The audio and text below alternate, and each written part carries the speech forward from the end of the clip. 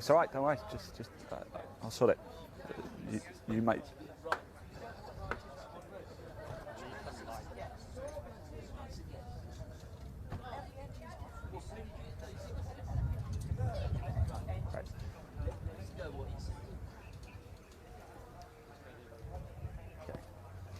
Right, hello everybody, welcome down to the paddock here for the Race Parts historic 750 Formula. As you can see, we've come back down. We're going to grab a word from somebody very important to the championship. Linda Thruston is just behind me here, just getting the car ready for race 2. Things didn't quite go so well in qualifying and the race, but we'll catch up with him very, very shortly. Before we do that, let's just have a look at the race results from race 1. If you just pop that graphic up on the screen, as you can see, Richard Pryor was your Class C race winner, John Village in second, Tim Sage in third, Martin Depper in fourth.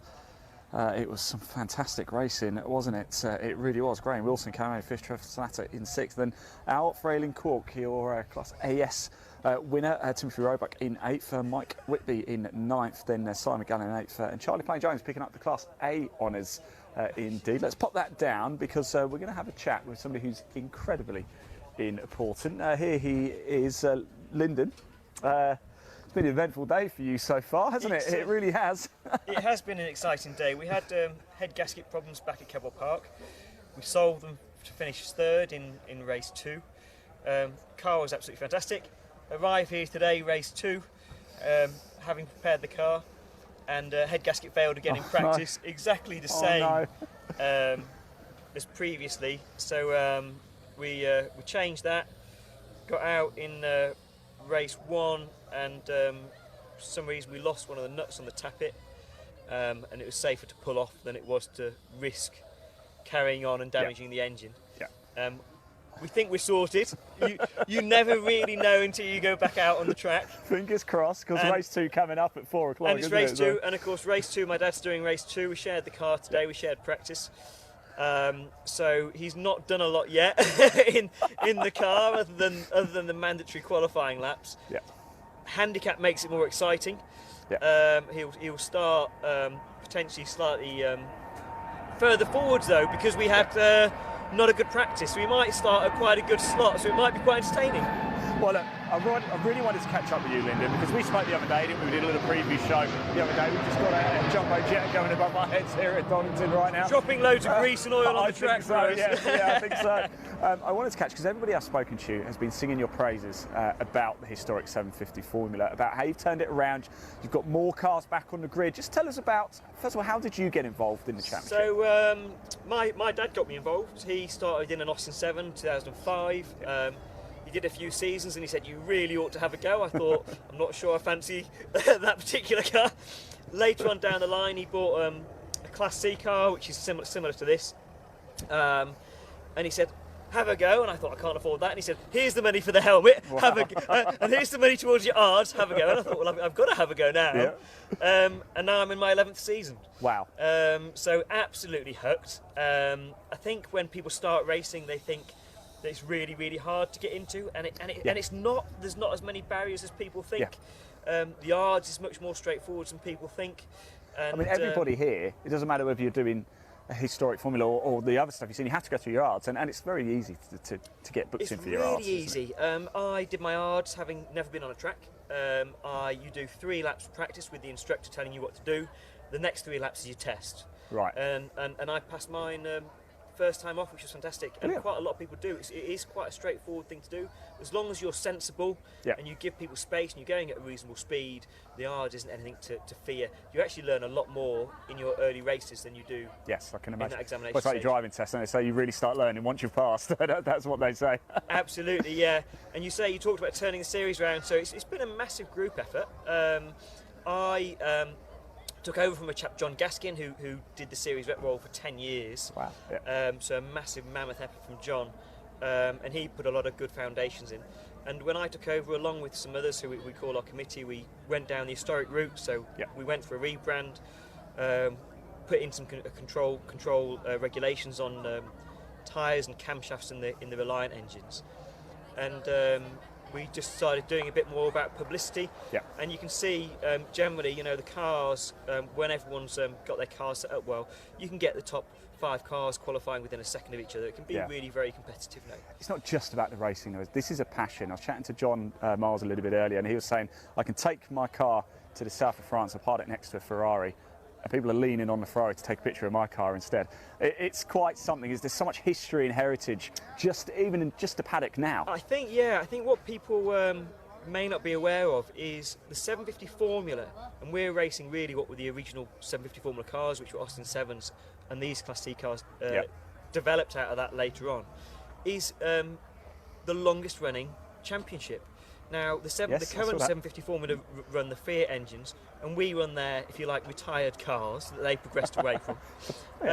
And so there is massive historical significance to the club and to the series. Yeah, and look, we just see that. I mean, up at Assembly area, what a treat it really, really is. As I said before, this is something that you're never going to let this go, are you? It's going to stay with you forever, right? That's right, and a lot of people, there are people that go off and they go and try other Formula. My dad he's tried, Formula Renault, he's tried a Lotus 20 in the HSCC, and he's got a Brabham, and he comes back to the 750 Club. And I think it's the people as well. Yes. We've got a fantastic atmosphere of people, and you've probably seen today when you've walked around the paddock, someone has a problem, everyone comes to help. Yeah. And it's like it all the way through this series, not just on the race weekend, but outside the race weekend. If I have a problem and I go away today, I can ring a couple of my mates and they'll help me get the car back together, back on track, because they want you on the track. Yeah. They don't want you in the paddock. They're not thinking, yes, he's not started and I can get some more points. They're thinking, that's a shame, we want more cars out. Yeah.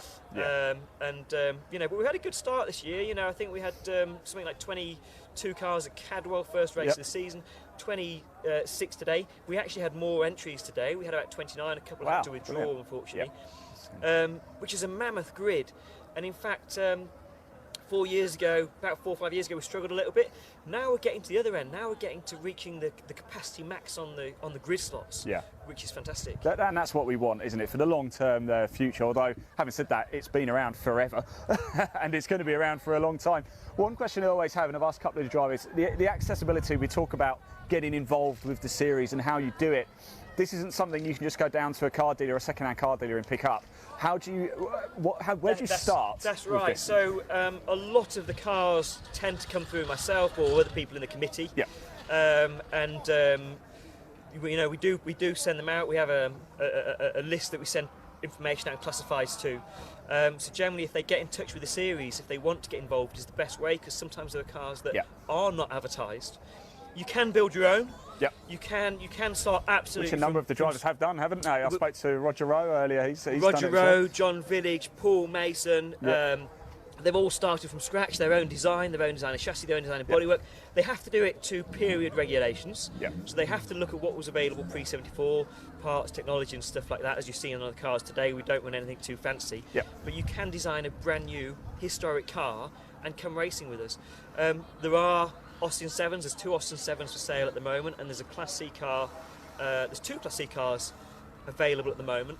And they're not hugely expensive. Yep. Racing isn't the cheapest sport to do, let's be honest, but we are a really cost-effective way to do it. Yeah, absolutely. I'm going to let you go in a second. I know you're super busy. Race 2 coming up. It's the handicap race. Tell us a little bit more about the handicap involved.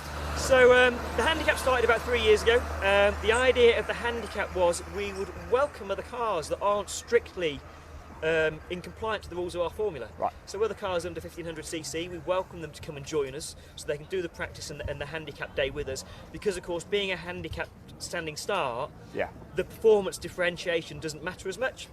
Okay. So we have got a couple of people joining us today for that, taking advantage of that weekend. It's almost like a mini invitational, I suppose. You could. That's it. Yes. Again, get in touch if you've got an historic car under 1500cc. Look at our lap times. If you're doing similar type lap times, you can come and join us. There's 2 handicaps, one here, one Snetterton. Brilliant. And it's really, really exciting event. You'll see the stagger start from the grid, and you'll see the cars bunch up towards the end. And it's just a different way of going racing. Fantastic. Look, I know you've got a lot to do, Lyndon. Thank you so much. You've given us such detailed insight there. I really appreciate it. Best of luck anyway. Well, you're not racing away, but best of luck to your dad anyway. The rain is coming down now. The wind is absolutely blowing it again. One last time, let's just bring up the race 1 results on to the screen. There you go. You can see them up there. What are we going to see in race 2? As we said from Lyndon there, we have a handicap race. We're going to see a few different entrants in this one. We're going to bring you all of the action live. It's lights out at 4 o'clock. We're going to bring that down. We're going to head off now, get back to base, ready to set up for race 2 for the historic 750 Formula. See you soon.